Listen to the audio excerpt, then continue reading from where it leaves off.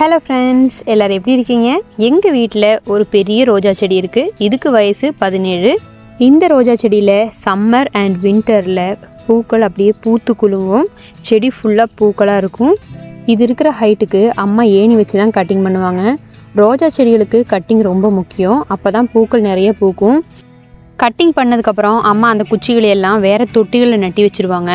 அப்புறம் அது கொஞ்சம் தளைஞ்சதுக்கப்புறமா தெரிஞ்சவங்களுக்கும் இல்லை ரோட்டில் யாராவது பார்த்துட்டு இந்த செடி வேணும்னு கேட்குறவங்களுக்கும் இதை கொடுத்து விட்ருவாங்க.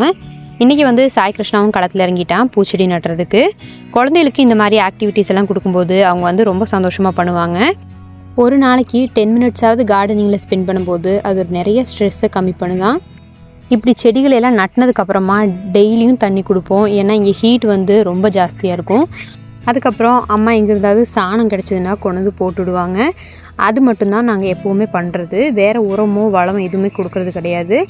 அப்புறம் நம்ம களை எடுப்போல் அந்த வேஸ்ட்டான செடிகளையெல்லாம் இந்த செடிக்கிலே போட்டு விட்டுட்டோம்னா அதெல்லாம் மக்கி இயற்கை உரமாயிரும்.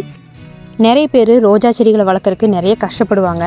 ஆனால் அம்மா தொட்டிகளில் சும்மா நட்டு வச்சு அதுக்கு டெய்லியும் தண்ணி விடுவாங்க. அதுவே பார்த்திங்கன்னா ஒரு மாதத்தில் ரொம்ப அழகாக தழைஞ்சு நிற்கும். வீடியோ பிடிச்சிருந்ததுன்னா லைக், ஷேர் அண்ட் சப்ஸ்கிரைப் கண்டிப்பாக பண்ணுங்கள். அப்போ தான் நான் அடுத்து அப்லோட் பண்ணுற வீடியோ உங்களை சேரும்.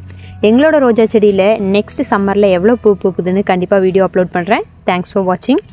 அடுத்த வீடியோவில் பார்க்கலாம். பாய்.